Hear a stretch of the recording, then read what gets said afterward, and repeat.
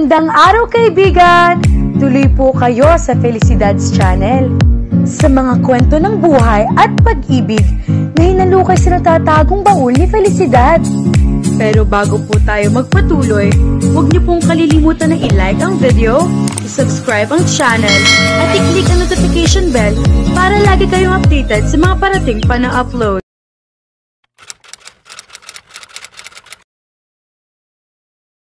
Hinila ni Kelly ang comforter pataas sa dibdib niya. Kanina pa siya nakahiga at nakatitig sa kisame habang iniisip si Monty. Marami na ito nagawa para sa kanya, both small and big favors. He held the elevator for her. He served her a piece of cake. He listened to her love story. He stood by her when Matt dumped her, and he took care of her when she was sick. Napaka-obvious na mabait itong tao. Napakabait. Magiging unfair siya rito kung bibigyan niya ng ibang interpretation ang mga kabutihang ipinapakita nito. Wala namang ibang maari maging kahulugan ang mga ipinakita nito sa kanya, kahit na pagpupunas ito sa ilalim ng mga labi niya. Maliban sa nagpakita lang ulit ito na kabutihan, hindi na dapat siya nag-iisip na kung ano-ano pa. It was useless. Pinahihirapan lang niya ang sarili niya. Kelly! Sumampas si Mai sa kama. Are you feeling sick again? Sumandal siya sa headboard ng kama. Hindi, nagpahinga lang ako. Yeah, right. More like tinakasan mo si Monty na walang kadahi-dahilan. Buti na lang, akala ko kasi nabinat ka dahil pinagod kita. Muntik na ako mag-guilty. Hinawakan nito ang kamay niya. Manood tayo ng movie. Pumayag siya sa suggestion nito. Nagtungo sila sa entertainment room. Binuksan nito ang DVD player. Siya naman ay umupo sa puting couch at ipinatong isang throw pillow sa hita niya. Isinalang ni Ma sa player ng DVD na napili nito. It was made in Manhattan, starring Jennifer Lopez. Here's a popcorn, anunsyo ni Arvin na pumasok ito sa entertainment room. And the drinks, wika na kasunod nitong si Monty na may dalang soft drinks and can. May bahagi niya ang nagpanik pagkakita dito. Ngunit sandali lang iyon, nagawa niyang kalmahin ang sarili. Kasasabi lang niya kanina, she wouldn't be unfair to him. Hindi niya pasasakitin ang ulo sa pag-iisip ng mga bagay na nonsense. Nagawa pa niyang nginitian si Monty na makatingin sila. Dahil siguro doon, kaya na-encourage ito umupo sa tabi niya. Pumasto si Arvin sa tabi ni Mai sa carpet. Ang haba ng tulog mo, wika ni Monty sa kanya. Nasabi siguro nito iyon dahil sinabi niya rito kanina na iidlip siya at ngayon na siya lumabas ng silid. Oo, napahaba nga, pagsisinungaling niya. Itinuon niya tingin sa widescreen TV. Mas mabuti pang manood siya dahil kapag tinitingnan niya ito na kung ano-ano ay niisip niya. Niabot ni Arvin sa kanila ang isa sa dalawang bowl ng popcorn na hawak nito. Popcorn? Thank you. Wika niya nang tanggapin iyon. Muli siyang bumalin sa palabas. Umisod si Monty palapit sa kanya. She froze. Napanatag ulit siya na kumuha ito ng popcorn. See? Another innocent gesture. He just wants some popcorn and you're reacting again. May problema na talaga sa takbo na pag-iisip mo, Kelly. Huminga siya ng malalim. Ipinangako niya sa sarili na hindi na ulit siya magre-react kahit ano pang gawin ni Monty. And-enjoy na lamang niya ang panonood ng pelikula. She was never a fan of romance films or romance novels. Sa opinion niya, ay masyadong hindi makatotohanan ng mga iyon. But in that moment, she realized that one aspect of that film made sense. The heroine deserved the happy ending that she was going to get because everyone deserved to be happy. Hindi sinasadya na pasilap siya kay Monty na kumuha siya ng popcorn. She froze again when she found out that he was watching her all along. Pasimple tumalikod siya rito upang makaiwas sa tingin nito. Baka may dumi lang ako sa mukha. Pinahid niya ng kamay ang mga pisngi, pati ilong niya. Iniwasan na rin niya tumingin dito. Ngunit bakit kahit nakatilikod na siya rito, ay may pakiramdam siyang pinapanood pa din siya nito. Imagination. Ah, yes. Imahinasyon ko lang iyon. Wala nang iba. Natapos ang pelikula. Gaya ng inaasahan niya ay masaya ang ending niyon. Maaga pa. Nood pa tayo ng isa. Wika ni Mai. Wala naglakas loob na kumontra dito. Breakfast at Tiffany's ang pangalawang pelikula na pinanood nila. All-time favorite daw iyon ni Mai. She had not seen the movie before. Nangangawit ng leeg niya dahil mahigit isang oras na siyang hindi nagbabago ng posisyon. Dahan-dahan ni ipinatong ang ulo sa headrest ng couch. Naging aware siya sa mahinang hangin na tumatawa sa kanyang balikat. Lakas loob na nilingon niya ang katabi. Nalaman niya na tulog na pala ito at gaya niya ay nakasandal ang ulo nito sa headrest ng couch. Ang hangin na nararamdaman niya ay walang iba kundi ang hininga nito. She didn't know what had gotten into her. Natagpuan niya ang sarili na pinagmamasa nito sa pagtulog nito. He was beautiful. His dark hair partially covered his forehead. His long lashes almost touched his cheeks. Na mga sandaling iyon ay parang bumata ito sa kanyang paningin. She wanted to touch his face because she knew that he couldn't see her. Hindi pala totoo na nonsense ang mga naiisip niya mula pa kaninang umaga. Her mind was telling her something but she misconstructed it. Binibigyan pala ng isip niya ng ibang interpretasyon ang mga ipinapakita nito at nakikita niya rito dahil unconsciously ay iyon ang nais niyang paniwalaan. She had temporarily blocked the truth from her surfacing, but it was now clear to her. She had liked this man from the start. May mga missed call si Kelly nang tignan niya ang cellphone niya. Umupo siya sa kama bago tinignan kung sino tumawag sa kanya. Natigilan siya nang mabasa ang pangalan ni Matt. Hindi pa siya nakaka-recover mula sa pagkagulat nang tumunog ang ringing tone ng cellphone niya. Pinundot niya ang answer button. Matt, napatawag ka. You weren't answering my calls. Are you mad at me? Hindi. Nasa labas lang kasi ako kanina. Kaya hindi ko narinig na tumatawag ka. Sincero siya sinabi niya na hindi siya galit dito. Kahit kaunting galit ay wala siya makapasa dibdib niya at labis na nakapagtataka iyon sa kanya. Is that the truth? Hindi ka talaga galit sa akin? Oo Matt, palagay ko, kailangan natin mag-usap. Hindi maganda naging paghihiwalay nila. Ayaw niya maalala ito sa ganoong paraan habang buhay. As a man who despised her, 2 taon na naging relasyon nila, kaya kung tutuusin ay marami rin silang pinagsamahan. Baka maaari pa sila maging kaibigan. Narinig niya na may tumawag na babae dito. Kelly, I have to hang up now. There's something I should do. But you're right, we have to talk. Pupuntahan na lang kita. Ipinato niya sa bedside table ang cellphone niya nang maputol ang koneksyon nila. Hinilingin niya na sana ay maging maayos ang lahat kapag nagkita ulit sila ni Matt. Tanggapin sana nito ang paghingi niya ng kapatawaran.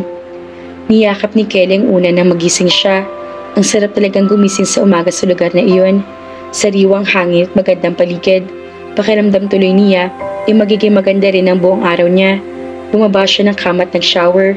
Pinahiram siya ni Mai ng iba nitong damit. Kailangan na lang niyang pagtiisan ang sobrang feminine na fashion sense nito. Yellow dress na floral pattern naman ang napilitan niyang syutin sa pagkakataong iyon. May kamatch iyong gold sandals na may tinataling lace sa angko. Pagkatapos mag-ayos ay lumabas siya ng silid. Napansin niya na masyadong tahimik sa rest house. Tulog pa rin ba mga kasama niya roon? Kelly, over here! Napalingon siya sa entrada ng kitchen. Nasa loob si Monty. Dahil sa na-realize niya na nakaraang gabi ay naiilang na siya dito. Ngunit alam niya na hindi niya ito maaring iwasan, lalo pat nasa iisang bahay sila. Besides, wala naman siya kaalam-alam sa nararamdaman nito. Pumasok siya sa kusina. Sina Mai at Arvin, bumalik na sa Metro Manila. Umalis na sila? Iniwan nila tayo? Aha. Why, hindi ba nabanggit sa inyo Mai na ngayon ang balik nila ni Arvin sa Metro Manila? Nakalimutan niya siguro. Ipinaglagay siya nito ng fresh green salad sa pinggan. Eat this, thank you, and drink this. Ipinagsalin naman siya nito ng pineapple juice sa tall glass. Freshly squeezed. Thank you. Tumusok siya ng cherry tomato. Bagya siyang tumalikod dito bago iyon isinubo.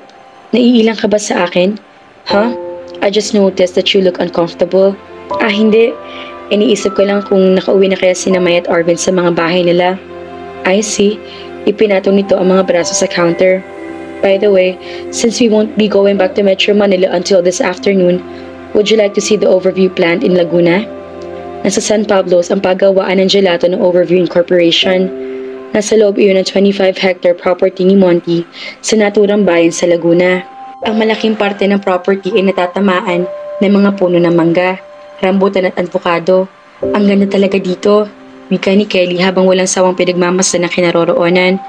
Nasa mesang gawa sa kahoy sa ilalim ng mga puno sila ni Monty. Kumakain sila ng makapunong flavor gelato. Mas maganda pa rito kaysa sa rest house ni Arvin, saka mas mabango ang hangin.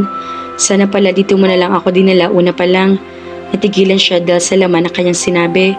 Kung doon nga siya nito dinala noong may sakit siya, ay hindi nila makakasama sina Mai at Arvin. They would be alone in his house there. I'm glad you like it here. Ngumiti ito bago sumubo ng gelato. He was still smiling while he studied the trees that surround them. Malapit na kami mag-harvest ng mga mangga. Would you like to go back next week and help us in picking fruits?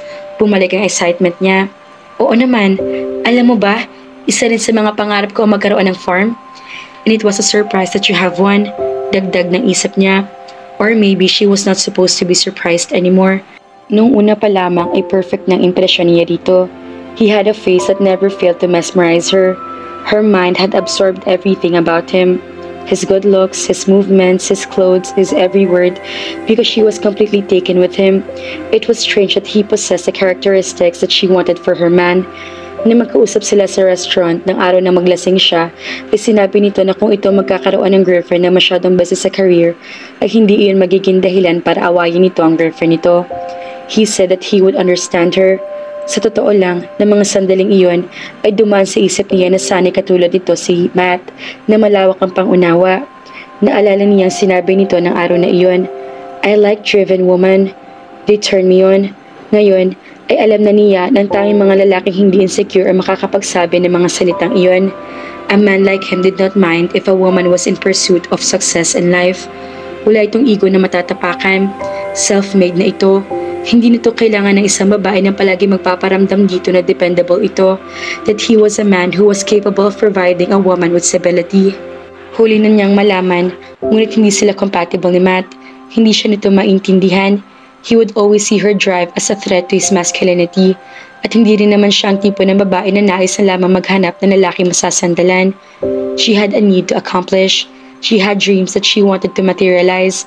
That was her. Hindi na iyon magbabago. But now she knew that she need to alter herself. Ang kailangan lang ay hanapin niya ang lalaki ma-appreciate siya bilang siya at tatanggapin ang mga bagay na pinaghahalagahan niya. So perfect. Bulong ng isip niya habang pinagmamasdan niya si Monty. Oo, ito nga ang perfect na lalaki para sa kanya. Ang problema, perfect din bang tingin nito sa kanya bilang babae na para dito? She sighed. Para siyang eng-eng. Minamatch niya ang sarili niya sa lalaki na malayong agwat sa kanya. Tanghali na sila umalis sa San Pablo. Bago sila bumalik sa Tagaytay, ay dumaan muna sila sa isang restaurant para mag-lunch. Mind if I ask you something? Tanong ni Monty. Hindi. Ano ba yung tatanong mo? Wika ni Kelly dito. How are you after a breakup with Matt? Do you still think about him? Hindi siya komportable pag-usapan si Matt, pero sinagot na rin niya ang tinanong nito. Minsan, do you wish that you two were still together? Hindi. Umiling-iling siya. Ang totoo, wini-wish ko sana ay masaya sila ng girlfriend niya. You sound bitter. Tumikwas ang mga labi nito. Hindi tinanggap ko ng mas maganda magkahiwalay kami dahil hindi ko kayang ibigay ang mga gusto niya. Kinuha nitong kanyang kamay sa ibabaw ng mesa. But it doesn't mean that you cannot give what another man strongly yearns for. Huwag mong isipang may kulang sa iyo sa mga ibinibigay mo dahil hindi nag-work ang past relationship mo. Love is about giving. But not giving up what's important to you. Find that man who would ask for nothing to you but your undying love, and then keep him. Kanina pa siya speechless mula nahawakan nitong kamay niya. Lalo pa siyang hindi nakapagsalita dahil sa mga sinasabi nito. Mas napatunayan kasi niya kung gaano ito kaperpekto para sa kanya. Can I keep you? Hi mga ka-felicidad. Sana si Monty na lang ang boyfriend ni Kelly. Kaya naman, abangan!